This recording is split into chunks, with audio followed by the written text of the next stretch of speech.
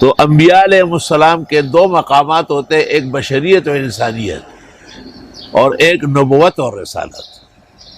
نبوت اور رسالت کے پیش نظر تو کوئی خلاف اولا بات بھی نہیں ہوتی، شرائع اسی پر موقوف ہے، لیکن بشریت اور انسانیت کی وجہ سے بعض اوقات کچھ نرم گرم پوزیشن اختیار کرنا۔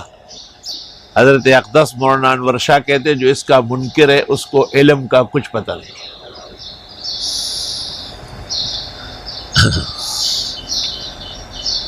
یہ ایک اور توجیہ بھی کی گئی ہے، یہاں تک کہ انبیاء اور مرسلین قوموں کے ایمان لانے سے مایوس ہوئے، وَظَنُّوا اور انہیں یقین ہو گیا، ظن بمعنی یقین شرع میں تعامل میں موجود ہے، انہم قد کذبوا کہ بے شک ان کے ساتھ جھوٹ بولا گیا۔ یہ جھوٹ ان کے اور اللہ کے درمیان ہے، قوم کے درمیان ہے، کہ قوم نے کہا تو تھا کہ ہم معجزات دیکھ کر ایمان لائیں گے، معجزات تو دیکھ کر ایمان نہیں لائے۔